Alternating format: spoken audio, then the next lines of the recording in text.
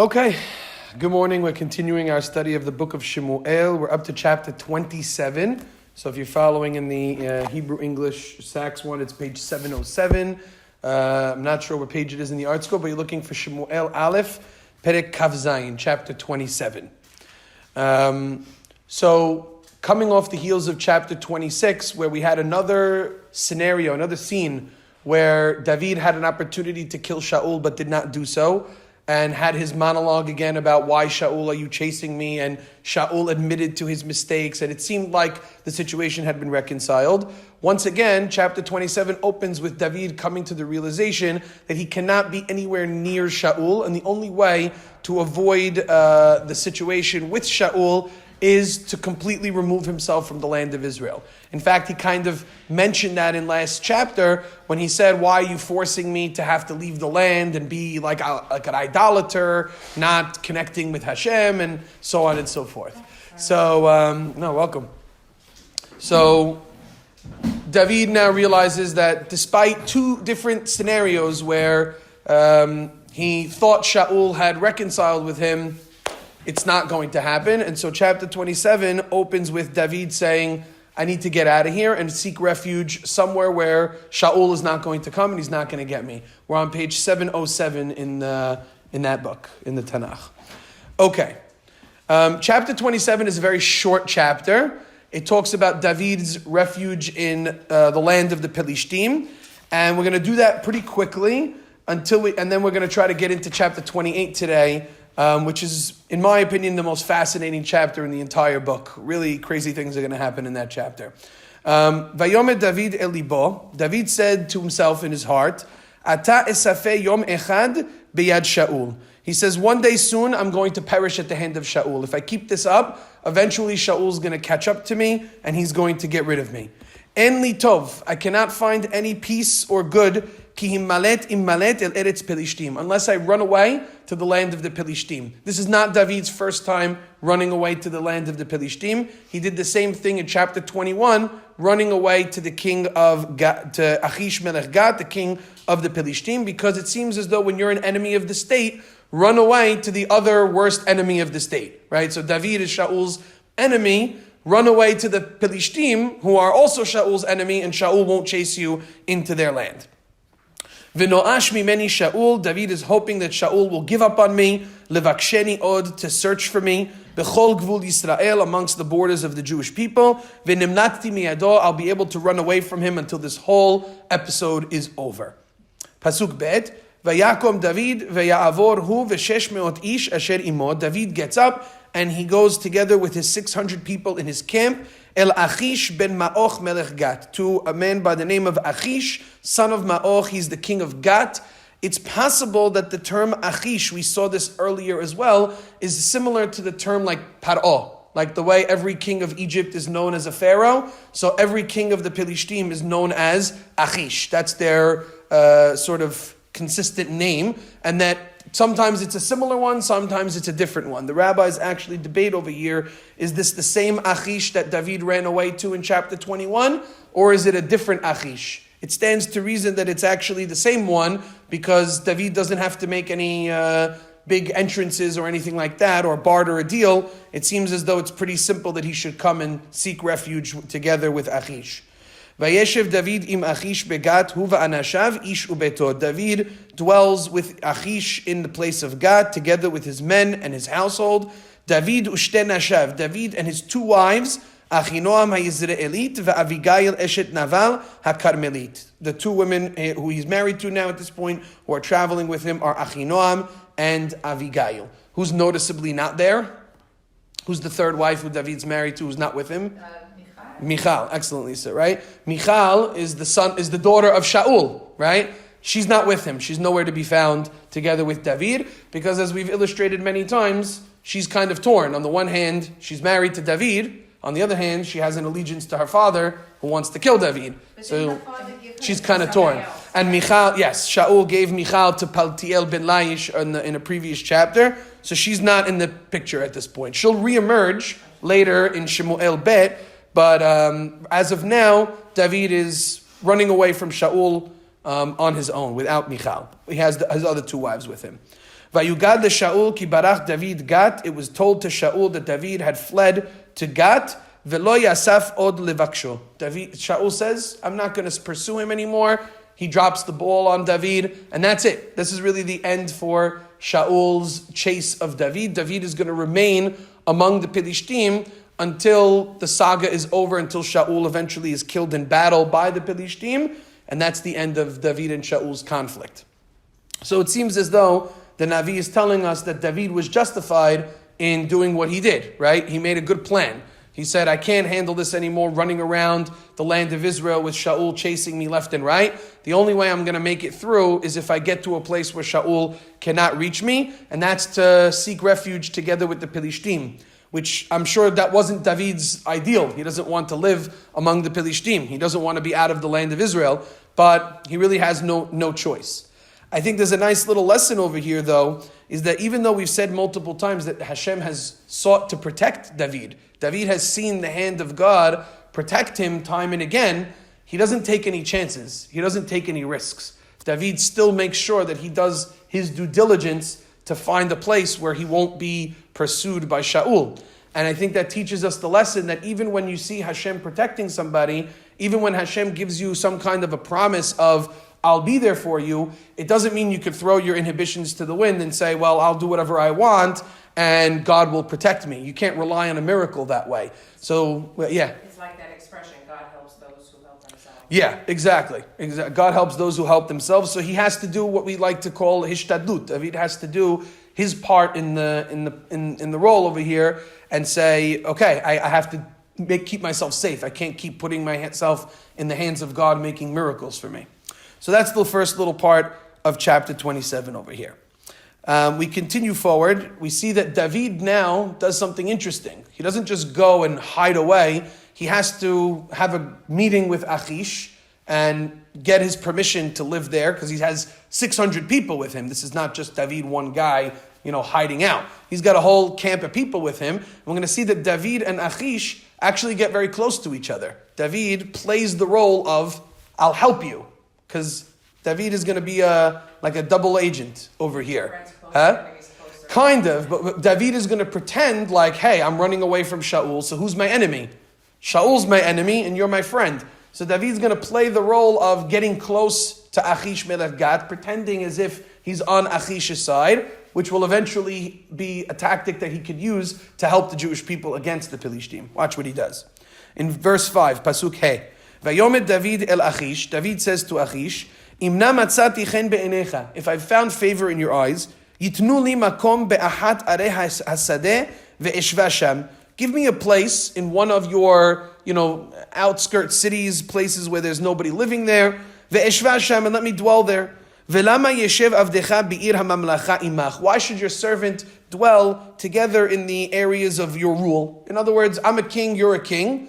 I'm not going to, live amongst your people and cause dissent or problems. It seems as though maybe some people amongst the Philistines weren't so happy about David and his people being among them. They didn't trust them so much. After all, David was a formidable enemy of the Philistines. He killed Goliath, who was a Philistine. He had conducted many wars against the Philistines. So people weren't convinced of David's loyalty to the Philistine monarchy. And so David says to Achish, maybe it's a good idea if I just take my men and I go somewhere, out into the boondocks, as they say, and I just, seek refuge over there. So Achish acquiesces. Verse 6, he says, Vayiten lo Achish bayom hahu et Siklag. Achish gives him a place known as Siklag. Lachen haytat Siklag lemalchei Yehuda ad hayom hazeh. And so for this reason, the place of Siklag actually became a part of the kingdom of Yehuda to this day. What happened over here? If you go back to the book of Yehoshua, if you can think back to our memories a couple of years ago, the place of Tziklag actually belonged to the tribe of Shimon in the southern part of Eretz Yisrael. It would eventually become part of that. So apparently at some point the Philistines conquered it back from the Jewish people. And now Achish is giving it to David and his men to have as their portion. And eventually David will take that and annex it as part of the kingdom of Yehuda. So this is a way David already is able to retrieve a portion that is due for the Jewish people out of the hands of the Philistines, and he eventually takes hold of it for future generations. Pasuk Zayin, David now, it discusses now some of David's war practices while he's together with the Philistines. And you tell me, after we read this little section, if what David is doing is something that you are on board with, or if maybe there's some criticism here of what David is doing. So Pasuk Zayin on the bottom of 707. Vahi mispar hayamim, many days go by, asher yashav David biste Pelishtim, that David resided in the land of the Pelishtim, Yamim ve'arba'a chodashim. So there's a little bit of a debate how to understand this pasuk. It's telling us how long David spent in the Pelishti lands. Yamim ve'arba'a chodashim. What does that term Yamim ve'arba'a chodashim mean? We know arba'a chodashim means 4 months. What does Yamim mean? Literally it means days. But what does that mean? Days and 4 months? So 4 months and a little bit, maybe? My book says 2 days. 4 months and 2 days. 4 months and 2 days. So fascinating how you could just see, by the way, the difference between your translation and my translation. Because the Art Scroll translates it as 4 months and 2 days. Rabbi Sachs translates it, which I agree more with his translation, a year and 4 months. Big difference. Big difference, right? Now, why are there differences over here? So the rabbis, the Art Scroll translation is based on one approach in the rabbis, and Rabbi Sachs's translation is based a little bit more in the pshat and the regular understanding of the pasuk. The word yamim, many, many times in Tanakh, means a year. Okay? I'll give you an example. When Rivka was being courted by Eliezer to go back to marry Yitzchak, so they're ready to leave, and the family gets cold feet a little bit. They say, no, we don't want her to go. Teshev, they say the words as follows. Teshev hana'ara itanu, let the girl stay with us. Yamim o asor. Now the rabbis say asor is from Esed, is 10 months. They all explain yamim to mean a year or 10 months. Why do they say that? Because it was very customary in those days when a woman was going to get married that she should have a year-long engagement period. That's what they did. They did the act of kiddushin, harat mekudeshet li. Then she gets a year to get all her affairs in order, and then they would do the marriage a year later. So everybody understands that pasuk, yamim o asor. The word yamim means a year. I'll give you one other example. In the there's laws about when a person sells their home in the land of Israel, they have a certain amount of time that they could redeem the home back. So let's say I'm selling my home, and I sell it because I need money. I sell it to somebody. I have the right within the first year that if I want to buy it back, I could buy it back, and the buyer cannot refuse. He has to sell it back. Today? No, this is in the land of Israel, and it's called Batei Arei Choma. It's dependent on the laws of Shemitah and the laws of Yovel. We'll leave that on the side. But in certain places and in certain time periods, if you sold your home, you had a year that you could redeem it back, and the buyer would not be allowed to refuse you. He would have to give you the back. Obviously, you have to pay for it, but he would not be able to refuse you. And the term that's used in the Torah over there is Yamim Tihiyeh Geulato. Days will be his redemption. Yamim over there means a year. He has 1 year to redeem. So the word Yamim over here, in simple meaning, is a year and 4 months. And that's how Rabbi Sachs translates it. And I think based on Pshat, it makes the most sense. Why are there others who disagree? They don't like the idea to say that David spent such a long time with his men among the Philistines. A year and 4 months is a really long time to be among the Philistines. And they don't like that has such a long period of time, because they felt that maybe could have negatively influenced David, which when you look at what happens over here, there seems to be a little bit of a negative influence on the part of the Philistines towards David. So there's a little bit of a different understanding over here between some of the different commentaries and translations. I personally prefer Rabbi Sachs's. I think it's more true to the literal understanding of the text. But yesh v'yesh. So David spends, we're going to go with the idea of a year and 4 months in total among the Philistines. Another reason why they say it's not a year and 4 months. Do you remember? Let's go way back. Not way back. Go back to chapter 13, where Shaul, it tells us how long Shaul was king for. Does anybody remember how long it says how Shaul was king for? Like 2 years. Exactly. Very good, Lisa. Right? It tells us that he was king for 2 years. So wait a minute. If David hid for a year and 4 months away from Shaul, it means that the whole thing that's been going on with everything else that we've read all happened in 7 months. Radak is the one who says it's impossible that could have happened in 7 months. right? All of this transpired in 7 months. Seems very far-fetched. So they want to limit David's refuge to 4 months to give more time for all of these other events to have transpired. But if you remember back to when we learned that pasuk, we said many commentaries don't understand that pasuk literally, that Shaul was king for 2 years. This whole book has been in 2 years, right? That means Amalek and Goliath and David and everything. 2 years didn't make much sense to us. We understood the pasuk very differently. And once you understand that the 2 years isn't literal, you don't have to change the meaning of the year and 4 months over here. So anyway, that's a little discussion about David and his time amongst the Philistines. Nevertheless, what's more important for us is what happens to David while he's there. So take a look at verse 8, Pasuk Chet. Vayal David va'anashav. David and his men would often go up. Vayivshetu et ha'geshuri v'ha'gizri v'ha'amaleki. And they would attack and conquer, march up and raid against these 3 other nations. The Geshuri, the Girzi, and the Amaleki. Now we know the Amaleki, that's a name that we're very familiar with, Amalek.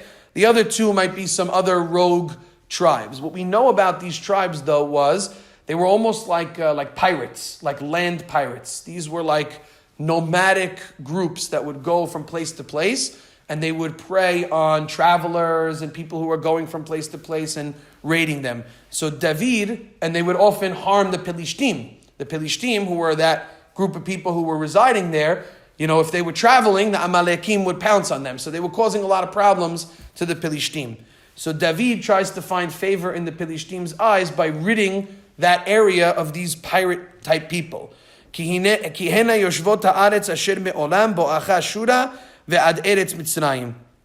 these were the age-old inhabitants of the land leading from Shur up to the land of Egypt. This is where the Amalekim and others would, make their stronghold. Verse 9, Vehikad David et haaretz. David would destroy the land.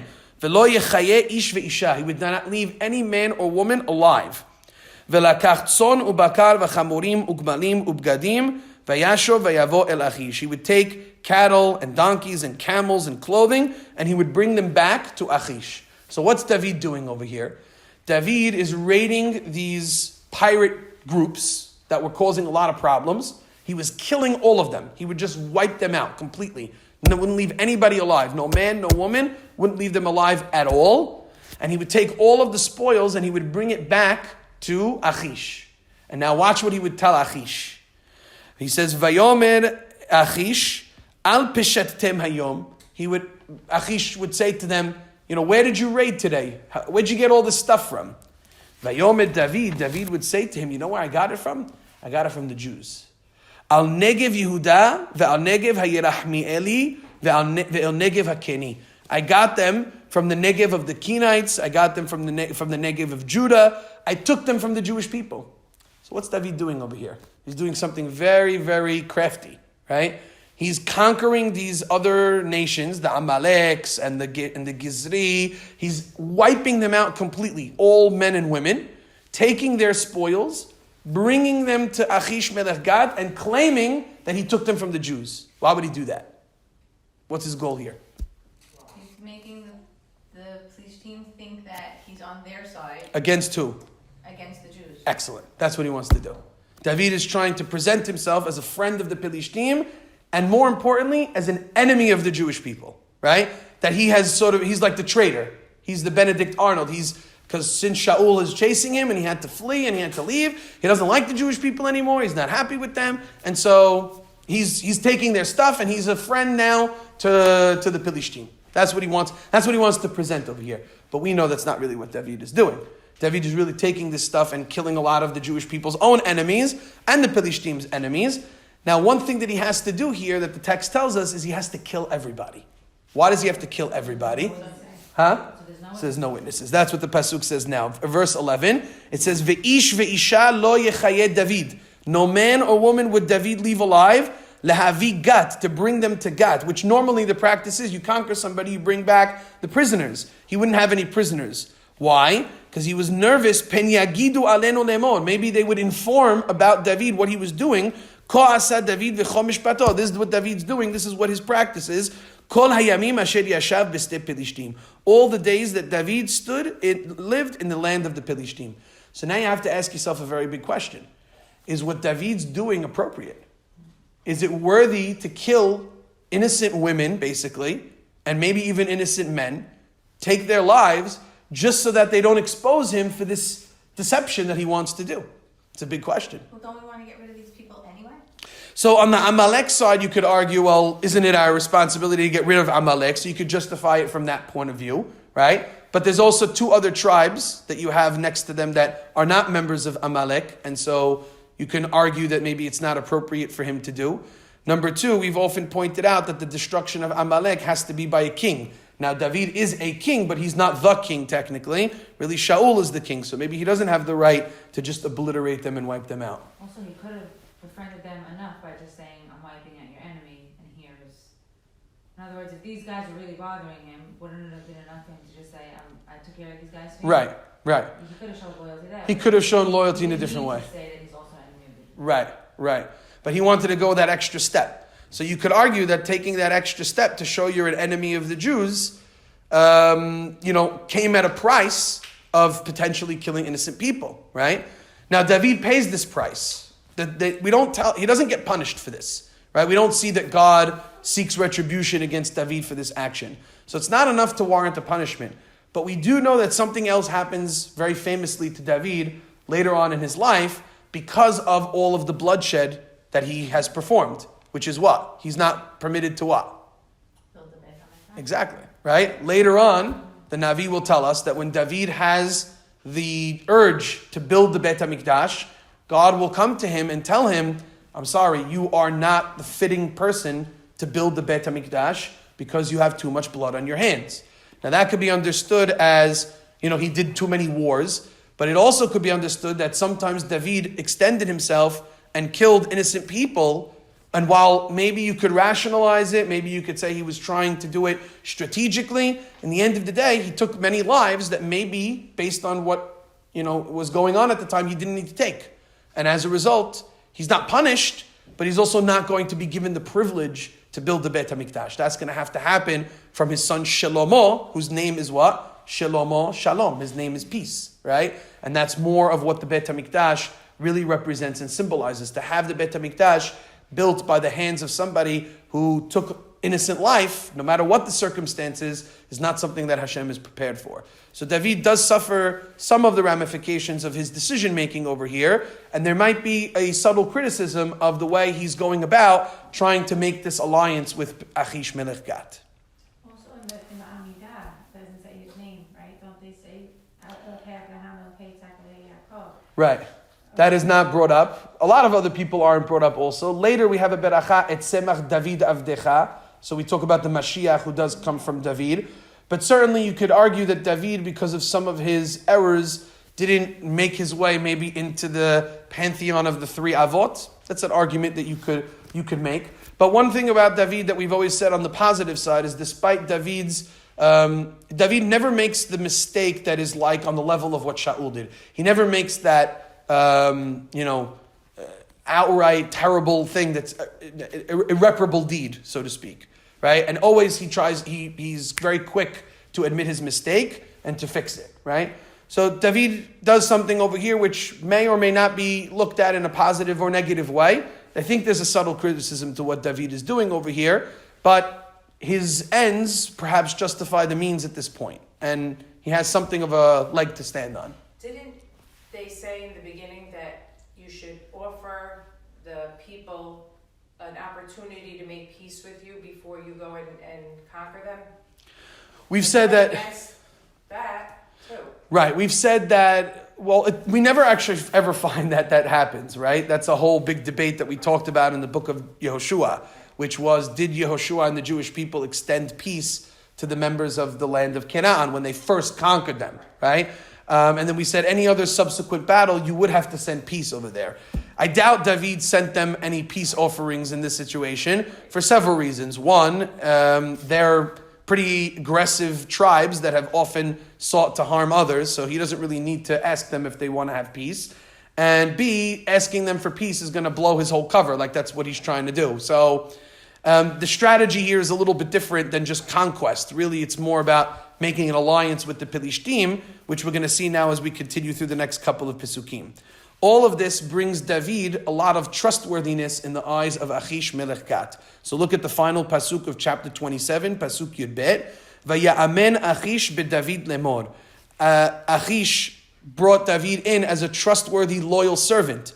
Have esh hiv'ish be'amo Yisrael. Achish said, David is done. He's disgusted by the Jewish people. V'haya li le'eved olam, and he's going to be for me a servant for all time. So it worked, right? And the text tells us that it worked. And so this is like on the side of the strategy, was successful in that Achish thinks that David is an enemy of the Jewish people, and he's ready to take him in as a loyal servant. Now, really, the chapter ends here, but it really shouldn't. Really, the next two Pisukim are very important in chapter 28 to the end of this story. Remember, by the way, I don't know if I've ever mentioned this before, but the breakdown of the chapters of the Tanakh are not made by by us. They're not made by the Jewish people. They were made by the Christians. Oh, really? Yes, they were not made by us. So when we follow the Perakim and stuff like that, they're not made by us. That's why often you find Perakim in like some strange places, right? I forget the name of the cardinal who broke down the Bible into the Perakim, but the Perakim breakdowns are made by the Christians, made by the Catholic Church. I'm surprised we didn't do our own.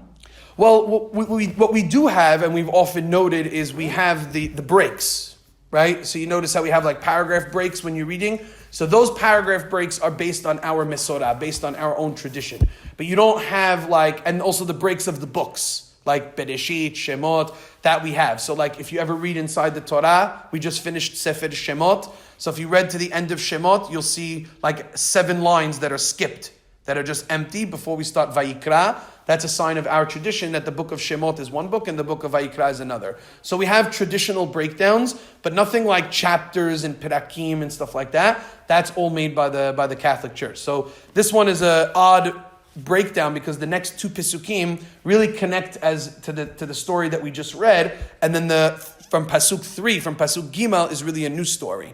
So if you read the next 2 Pisukim, it says Vayhi bayamim hahem, and it happened in those days. Vayikbetzu Pelishtim et machanehem latzava lehilachem b'Yisrael.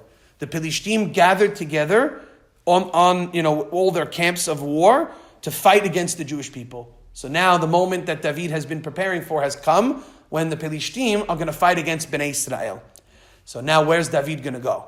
Vayomer Achish el David. Achish says to David, Yadoa teda, I surely know, ki iti tetzeh b'machaneh, that you're going to fight on my side against the Jewish people. Ata v'anashecha, you and your men. Verse 2, Vayomer David el Achish, David says to Achish, Lachen ata teda et asher ya'aseh avdecha. David says to Achish, then you must know what your servant will do. Notice like a very vague response on the part of David. Yeah, you know what your servant is going to go ahead and do. Not really, because David's going to double cross him, right? Vayomer Achish el David. Achish, though, takes that as a sign of his loyalty. He says, lachen shomer leroshi asimecha kol hayamim. He actually gives David a promotion. He tells David that I shall appoint you as my bodyguard forever. So now David has become the personal bodyguard to the king of the Philistines. What better position do you want to be in now if David's going to double cross him and end up serving and fighting on behalf of the Jewish people? So like we said, David's strategy certainly works, questionable as it may be, to reach that level where now he's going to be in a position to really help the Jewish people in this war against the Philistines. Now, the Navi now puts this whole David-Philistine alliance on hold and transitions to the story of Shaul, Shaul's really last story, and then is going to go back to the war. So this battle with the Philistines is really the last major episode of Shemuel Aleph. Before we go to war, Shaul is really the one, he doesn't know what's going on with David and everything else that's happening there. Shaul's the one who has to deal with the impending threat of the Philistines attacking the Jewish people. So now, starting from verse 3 till the end of chapter 28, we're going to read about one of the craziest stories in perhaps all of Tanakh, certainly in our book, about what Shaul does when he asks Hashem about what he should do with the Philistines. So let's read what happens here. Does anybody know this story? Bringing back from the dead, anything? Ring a bell? No? Fascinating, great. No, it's better that way. It's better that way.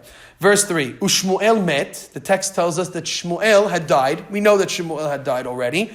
Vayispedu lo kol Yisrael, all of the Jewish people had mourned and eulogized him. Vayikberuhu barama ubeiro, they buried him in Ramah, in his own city. Now we already know this detail, but it's important because of what the text is going to tell us right now. V'Shaul hesir ha'ovot v'ta'ideonim meha'aretz. And Shaul, we don't know exactly when, had apparently gone on a crusade against all of the ovot and yideonim. Ovot and yideonim are necromancers and mediums, right? Typically in those times, not to pigeonhole anybody, these were women. Women who were like witches and sorcerers, and we do all these different types of things to bring people back from the dead or tell the future, or all these different types of black magic things. So the Torah actually forbids this, and the Torah says explicitly that you're to put these types of people to death. They're bringing dark magic and tum'ah and impurity into the land of Israel. So Shaul, what appears to be a positive on his resume, is he went on a crusade killing and destroying all of these ovot and yideonim. All of these soothsayers and fortune tellers and future seekers, he got rid of all of them. Now, why is that important? Because he doesn't have Shemuel anymore. What was Shemuel's job? He's the prophet. So what's the prophet's goal? What do you want a prophet for? To tell the future. When you have something that you need, you're going to ask him for advice. So he doesn't have Shemuel anymore. So he doesn't have a prophet. What's another... Nobody took his place? Huh? Nobody took his place? It would seem that there isn't a major prophet who took Shemuel's place at that time. We did see a couple of prophets who were together with David, Gad, and others. Natan will be later on. But nobody who took the place of Shemuel as to be Shaul's partner. So there's no Navi. What's another tool by which the Jewish people have to ask questions about the future? The ark, I don't know. Close, yeah. The Urim V'Tumim, right? When you have the breastplate of the Kohen Gadol, it has this 12 stones, and they would ask a question and the letters would light up. We've seen them use this before in the book of Shoftim when they wanted to go to battle. Who should go first, who should not? They would ask the Urim V'Tumim, who was on the breastplate of the Kohen Gadol, what to do. Does Shaul have access to the Urim V'Tumim? Why not? There's no Bet HaMikdash, but we had it even without the Bet HaMikdash. What did he do? He killed the whole town. He killed all the Kohanim, right? Shaul, in Perek 22, chapter 22, he killed all of the Kohanim, and he got rid of all of them, and there was only one Kohen left who fled with the Urim V'Tumim. His name was Evyatar, and he fled to David. So who has the Urim V'Tumim? David has the Urim V'Tumim. Shaul does not have access to the Urim V'Tumim anymore. So he has no Navi, he has no Urim V'Tumim that's going to respond to him. Apparently there may have been a second one, but we're going to see it doesn't answer him. What other options could he theoretically have to tell the future? These sorcerers, but what did he do? He killed them all. So now Shaul is stuck. He has an impending battle, which he needs to ask God for help, and we're going to see that he gets stuck. What is he going to do? So watch, yeah. A little lost. So Shaul was king of Israel. Yeah. So, but he's saying he was good, like he was good connected with Shemuel, so he was like, but he's also killing Kohanim. Like I don't get it. So Shaul went through a very up and down roller coaster to catch us up in those chapters, right? He disobeyed Shemuel several times, didn't listen to Shemuel's orders. As a result, Shemuel told him the kingdom is not going to be yours. Kingdom's going to be taken away from you. It's going to be given to David. And that's why he doesn't like That's why he doesn't like David. Shemuel had behind the scenes anointed David to be king during the lifetime of Shaul. Okay. Shemuel then basically leaves the scene. He's now no longer anywhere to be found. He distances himself from Shaul entirely. And eventually, like we said here, he passes away. So he has no more access to him whatsoever. During all those chapters, Shaul had been searching for David, trying to kill him. He'd been in a fit of rage. At one point, David sought refuge with this city called Nov Ir HaKohanim. And because they harbored David as a fugitive, Shaul, in a fit of rage, killed them all. Killed over 400 Kohanim. Not 85. It was 85 Kohanim and 400 other people to part. He obliterated the town. And that's going to come up because now Shaul needs them. He needs a Kohen. And he doesn't have them. Why? Because he killed them all, right? And so it's not a surprise that God doesn't answer him when he tries to ask him a question, right? So let's continue here on verse 4, Pasuk Dalet of chapter 28. Vayikabtzu Philistine, the Philistine gathered together, Vayavau vayachanu b'shunem. They camp on a place called Shunem. Vayikbot Shaul et kol Yisrael vayachanu b'Gilboa. And Shaul gathers the Jewish people, and they camp in a place called Gilboa. Verse 5. Vayar Shaul et machane Pelishtim. Shaul catches a glimpse of the Pelishtim's forces. Vayira vayecherad libo meod. And he is really frightened. He is very, very scared. This is not something uncommon for Shaul when he no longer had the support of Hashem with him. He no longer had that strength of God. So every time he comes in contact with the Philistines, he's really frightened. He's really petrified. This goes back all the way to chapter 13 when he didn't kill the Philistines. He didn't wait for Shemuel. He didn't do the sacrifice properly. He made those errors. We won't... Alone. He's kind of alone. He's alone. Shaul's very much alone. He knows God is not with him, but he has no choice. He's the acting king. He has to bring the people for battle, but he knows God's not going to help him right now. He doesn't feel the presence of God together with him, and he's really frightened at the mass numbers that the Philistines have. So now he has no choice. He's got to find a way to ask Hashem. Verse 6, Vayish'al Shaul b'Adonai velo anahu Adonai. He asks of God. Apparently he may have had a new Urim v'Tumim, another Kohen. He asks, and God does not respond to him. Gam b'halomot, God does not come to him in a dream. Gam ba'urim, God does not come to answer him with the Urim v'Tumim. And Gam ba'nevi'im. And any Navi you may have asked, nobody answers. He's silent. No answer from God. Now Shaul is desperate. Verse 7, Vayomer Shaul avadav. Shaul says to his servants, Bakshu li eshet ba'al ov. Go find for me a sorceress. Bring her to me. I need her. Now, are these Jewish sorceresses? No, not necessarily. Could be yes, could be no. Okay. We don't know. Ve'elecha eleha, and I will go to her. Ve'edresha ba, and I will seek her counsel. Vayomeru avadav elav. His servants say to him, Hine eshet ba'alat ov be'endor. There is one more remaining sorceress which we know of, and she lives in Endor. How she got away, how she survived the crusade of Shaul, the text does not tell us. Perhaps because, as we shall soon see, she was very, very careful about who she spoke with and what information she gave away and what she was willing to do.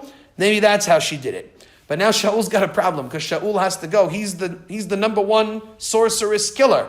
And he's got to go now and find a sorceress to ask this question to. I mean, you could see the irony in all of what's happening over here with Shaul and how much he has to contradict himself and almost be a hypocrite because he's desperate for an answer over here. Instead of just saying, I don't know, I'll just stay put. So what does he do? He disguises himself. Verse 8. Vayitchapesh Shaul. Shaul puts on a disguise. Vayilbash begadim acherim. He wears regular clothing, not that of the king, obviously. Vayelechu ushne anashim immo. He goes together with only two men with him. Vayavo el ha'isha laila. And they get to the woman's house at night. Vayomer, and they say to her, Kasomi na li ba'ov. Perform a charm for us with the ov, with this sorcery magic that you have.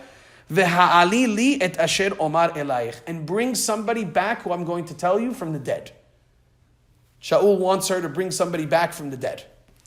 Now this woman, knows that her kind have been sought out for death. She's nervous that this could be a setup. This could be a trap.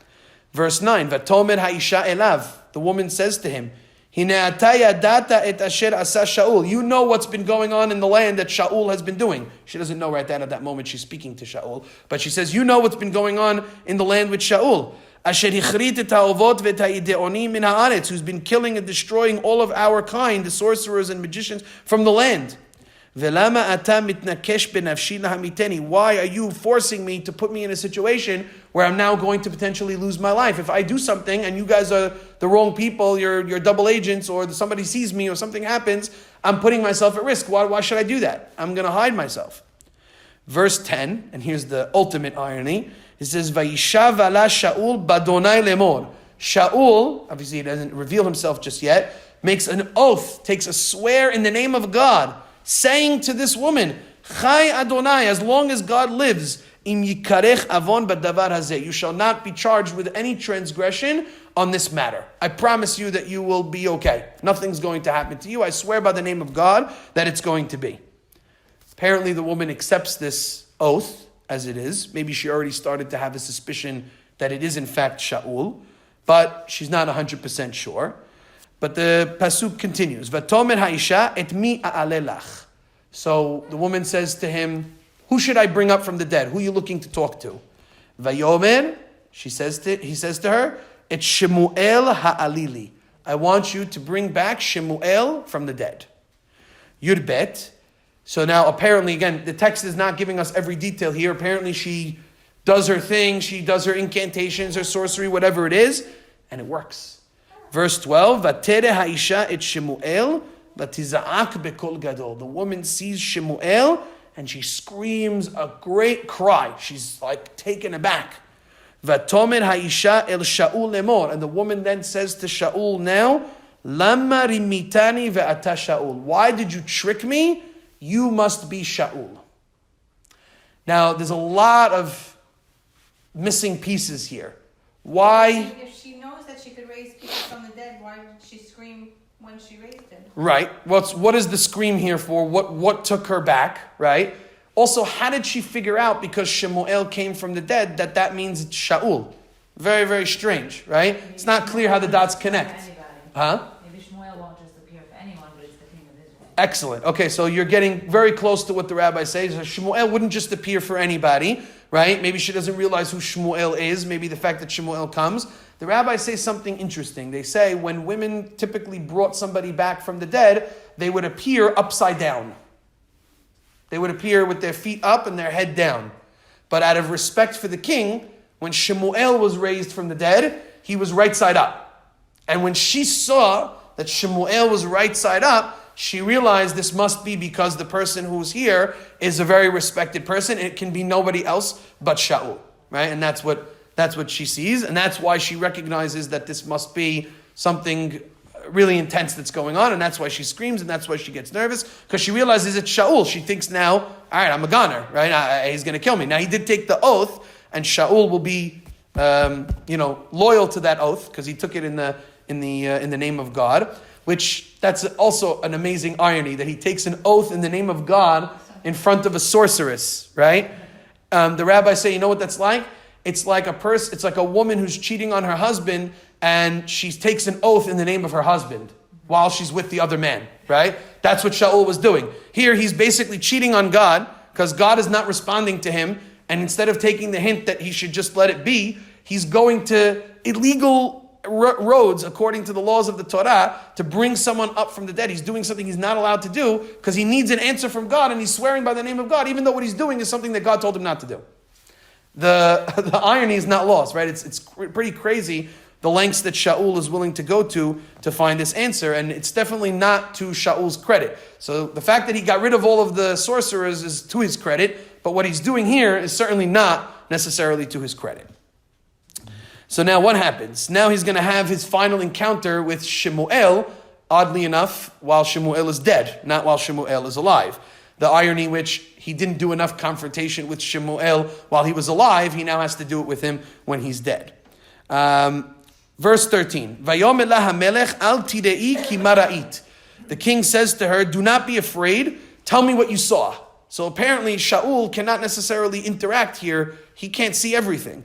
Vatomer ha'isha el Shaul. The woman says to Shaul, Elohim ra'iti olim min haaretz. I saw Elohim, I saw a divine being, that's what Shemuel looked like, coming up from the ground. Verse 14, Vayomer lah ma ta'oro. So Shaul says, what did he look like? He wants to make sure that it is Shemuel. Vatomet, she says, Ish zaken ole. It was an elderly man coming up. Vehu ote me'il, and he was cloaked in a me'il, in a coat. Vayeda Shaul ki Shemuelhu. At that moment, Shaul knew that Shemuel was in the room. Vayikod apayim arza vayishtahu, and he prostrates himself twice on the ground and he bows before Shemuel. Now, how did he know that it was for sure Shemuel just by that description? Seems a little bit odd. An elderly man wearing a cloak? I don't know, that could be anybody. How does he know that that's for sure Shemuel? It could be that the word me'il is the real key over here. Because what do we know about cloaks? What do we know about jackets? The me'il. What do we know about that? What role has the cloak played in all of these? He tore his coat. Exactly, right? The symbol of Shaul's kingdom being torn from him a few chapters ago was that Shaul turned away from, Shemuel left from Shaul's presence, and Shaul grabbed onto his coat and tore it. And Shemuel looked at him and he said, the way you just tore my coat is how God is going to tear the kingdom away from you. And so the coat becomes the symbol for Shemuel and Shaul's butting heads, their connection, but also their feud with each other. So when she says, I see a man, elderly, wearing that me'il, that could have been the trigger in his mind to say, that must be Shemuel appearing in the coat as the symbol that my kingdom has been torn away from me. And that's why God is not answering me. Let's see how the conversation continues. In verse 15, Vayomen Shemuel el Shaul. Shemuel says to Shaul, Lama hirgaztani leha'alototi. Why have you angered and disrupted me to bring me back from the dead? Vayomen Shaul tsar li me'od. Shaul said, I'm sorry, but I'm in a very tough situation. Uplishtim nilhamim bi. The Philistines are coming to attack me. Velohim sar me'alai. And God has removed himself from me. Velo anani od. And has not answered me. Gam beyad nevi'im. Neither in the hands of the prophets, gam b'halomot, nor in a dream. Notice he doesn't put in the urim v'tumim over here because he knows that that's a reminder of him killing all of the kohanim, which he doesn't want to mention in front of Shaul and Shemuel. He's so embarrassed about that particular activity. Va'ekra'e lecha. So he says, I have no choice. I called to you, lehodi'eni ma'e'eseh, to tell me what I should do. So something that Shaul does over here is he basically says to Shemuel, God won't answer me, so I had to bring you back from the dead. It's pretty bizarre, right? And Shaul is not realizing that Shemuel is God's representative. What is Shemuel going to do if God is not answering him? As if almost Shaul is thinking that God can't answer me, but Shemuel can, right? Shemuel will give me the answer if God won't. What does that mean? Shemuel is a representative of God. He's God's messenger. If God won't answer him, Shemuel's not going to do anything for him. That's exactly what Shemuel tells Shaul. He says, Shaul, you fool. Like, what are you thinking is going to happen over here? Verse 16. Vayomet Shemuel. Shemuel says to him, Velama tish'aleni. Why are you asking me? Vadonai sar me'alecha, vahi arecha. If God has turned away from you and become your adversary, there's nothing that I can do. I'm not going to be able to change that. God's not going to give me the answer to tell to you. I'm just a middleman, right? If God's not giving you the answer in these other ways, he's certainly not going to give it through me. Vayas Adonai lo ka'asher diber biyadi. The Lord has executed what he spoke of through me. He says, God just uses me. I'm just God's executioner. I just put his plan into place. Vayikra Adonai et hamamlacha miyadecha. God has torn the kingdom away from you. Vayitena lere'acha leDavid. And he has given it to your colleague, your re'acha, who is David. This is the first time that Shemuel actually says that in front of Shaul. That he literally tells him he's given it to David. So if there was any doubt, which there probably wasn't much, it's clear that the kingdom is going to go to David. Verse 18, Ka'asher lo shamata bekol Adonai, in the same manner in which you did not listen to the voice of God, v'lo asita haron apo ba'amalek, and you did not avenge God's anger against Amalek, al ken hadavar hazeh. That's why this is all happening to you. Asa lecha Adonai hayom hazeh. God is not answering you, and this is why this is all going to happen to you.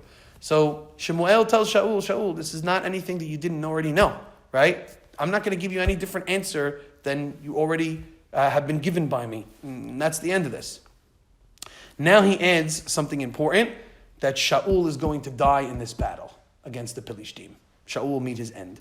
Verse 19, V'yiten Adonai gam et Yisrael imecha biyad Philistine umachar ata ubanecha immi. He says, God is going to give the Jewish people into the hands of the Philistines in this battle, and tomorrow you and your children will be with me. Meaning, they'll be dead. You'll be together with me. His kids? It sounds like all his children, including Yonatan, who's David's very, very close friend, right? Now, the rabbis actually learned something positive here. They actually say that if Shaul will courageously fight, despite knowing that he will die, he will be given access to Olam Haba together with Shemuel. When Shemuel says, you'll be with me, what does that mean, you'll be with me? Together with me, b'mechitzati, in my lot, in my Olam Haba, you'll be able to receive it. If you still go out and fight and act courageously as the king of Israel, despite what I'm telling you. And that's what Shaul does. And that's why Shaul remains in the end of the day, despite all of his faults, a positive figure in the lore of Jewish heroes. Gam et machane Yisrael yiten Adonai biyad Philistine. Also, the camp of the Jewish people will be given by God into the hands of the Philistines. When Shaul hears this, he's obviously devastated. Verse 20, Vaymaher Shaul, vayipol melo komato arza. Shaul quickly falls flat on his face to the ground in despair and in shock over the news. Vayira me'od midivrei Shemuel. And he is incredibly fearful of the words of Shemuel. Gam koach lo hayabo. He lost all his strength. Ki lo achal lechem, because he had not eaten anything. Kol hayom v'chol halayla. The entire day and the entire night in traveling to this woman's house. So that's the end of the confrontation between Shaul and Shemuel.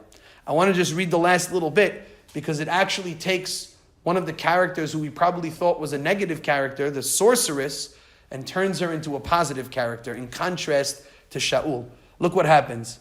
Vatavo ha'isha el Shaul. The woman sees what's going on. She comes to Shaul. Vatere ki nivhal me'od. And she sees that he's in a panic. He's scared. Vatomer elav. She says to him, Hine sham'a shivchatecha bekolecha. I heard everything that you were saying. Notice she calls herself shivchatecha, your maidservant. She acts in a manner of humility before the king, knowing that she has that protection, but she's humbled before him. Va'asim nafshi bechapi, and I put my soul in my hands. Va'ishma et devarecha, and I heard your words. Asher dibarta elai, that you spoke to him. Ve'ata shemana gam ata bekol shivchatecha. Now she says to him, listen now to the words of your maidservant, just as you listened to Shemuel. Ve'asima lefanecha pat lechem ve'echol. I'm giving you bread, and I want you to eat. Eat something, she says. Right? V'hi becha koach ki telech badarech. And you'll have strength to go on your way. So she's trying to prop him up. She's trying to make him feel better despite the devastating news, give him something to eat, give him strength to continue on his way, knowing that he'll meet his demise, but at least he'll do so courageously. At first, Shaul refuses. Verse 23, Vayma'en. He turns it down. Vayomer lo ochal. He says, I will not eat. Vayifretzu bo avada vegam ha'isha. But the servants of Shaul and the woman, they insist. They push him. They say, no, you have to eat. Vayishma lekolam. And eventually he relents and he eats. Vayako meha'aretz, he gets up off the ground. Vayeshev alamita, and he sits on the bed. V'laisha egel madbek babayit, the woman has a fattened calf in the house. V'temaher v'tizbahehu, she quickly slaughters the animal. V'tikach kemach, she takes flour. V'talosh, and she kneads the dough. V'tofehu matzot, and she bakes it into matzah, into cakes to feed him. V'tagesh lifnei Shaul v'lifnei avada v'yochelu, she gives it before Shaul and his servants to eat. Vayakumu vayelchu balayla hahu, and they get up and they leave her house on that night. Now I want to ask you a question. Look at the elements that we just read here. This woman offers bread. He turns it down. She pushes him, gives him bread, but then also gives him a fattened calf, meat to eat. She makes cakes out of it, and she presents it to them, and they eat a festive meal. What does that remind you of? Does that ring a bell of any famous story that we have in the Torah of people who need to have food and are served a meal, and a woman helps to prepare it? Before they go for Yetziat Mitzrayim. So Yetziat Mitzrayim could be one as well, but I'm thinking of particularly of a hospitality situation. Hachnasat orchim. Avraham and Sarah, right? Look at the elements that are very similar to here. This woman is acting in the manner of Avraham and Sarah. That's how the text is portraying her. In fact, the language, if you compare the language of this little epilogue over here, is similar to the language. Would you notice? They had dairy or something, right? Where did they? Yeah, they had Vaikach ben Bakar Rachvatov. He took a calf that was lean and fed it to them. You also have the what did Abraham do? First, he only offered them bread. Eventually, he fed them meat and milk, and he gave them a full meal. Same thing that the woman does over here. She needs kemach, she takes flour, and she makes matzot and ugot, similar to what Sarah does. So the text over here is saying something very powerful. Although, you look at this woman and you say, here's a sorceress woman who's deserving of the death penalty, sometimes you cannot always associate what a person does with who a person is, right?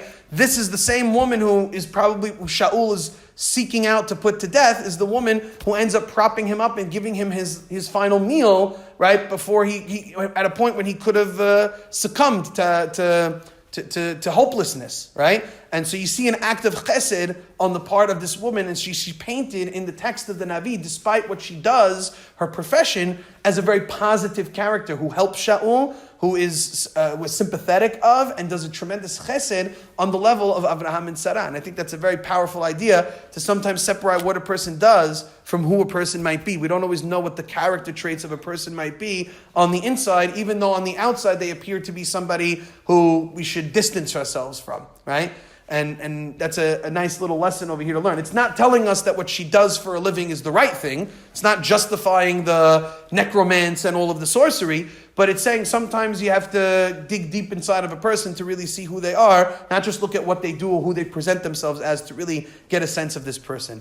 There's a lot of stuff that you could dissect a little bit over here. We're out of time, but I hopefully want to start next class answering a very important question, which is, how do we view all of this black magic and sorcery and stuff like that? You're wondering. Do we believe that she raised him from the dead? So that's a good question. I'm a little at odds with it. Yes. So I want to start off with that question because we didn't get enough time to finish it, but it's an important question to answer. Did she really do what did she really think? Does this black magic really work, or is it just a sleight of hand? Did the woman really make it work? Did it not really work? Did it happen just because Hashem did it? Why was it necessary to happen in this way? There's a lot of very interesting questions, philosophical ones, that need to be answered about this story as to whether or not this type of stuff really does exist in the world, and can you use it, can't you use it? How does Shaul get away with it? Very, very odd things that happen in this chapter over here that we could have to kind of dissect a little bit more. Like when we learn, like things happen, this was meant to happen, but she was a shaliach. Maybe it was a bad thing that she had to be the shaliach. You know, like if a kid bothers someone, they were meant to get bothered. Right. Unfortunately, that kid had to be the shaliach, so maybe they're going to get punished for what they did. Right. Just like what she did wasn't right. Right. Because it's wrong. Yeah, for sure. We could look at her as Everything, it's so, like you said, it's so deep. There's so many different. a lot of different angles here. You could look at it as she was the conduit for this story to take place. That doesn't excuse the conduct and the actions necessarily, but notice how Shaul sticks to his oath. He doesn't kill her at the end, right? Despite the fact he made an oath. He leaves her alive. And maybe he learned a lesson about, these types of people and what to do. There's a lot of different angles that you could play up over here. One thought I had is that maybe the reason why, remember we said that when she brings him up from the dead, she's very scared. Right. You want to know why she's scared? Because she never really expected it was going to work. Right. The fact that it worked was like already the thing that blew her mind, right? In other words, that really when she does things, it's always a sleight of hand, it's always a trickery, it's always this. And then all of a sudden it actually happened, and she was like, what in the world is happening over here? Because Hashem made it work, right? Because only for that one time. There's a lot of different possibilities that you could have. We'll explore that a little bit, and then we'll take a look at the final battle in the last couple of chapters. Baruch Adonai Le'olam. Amen ve'amen.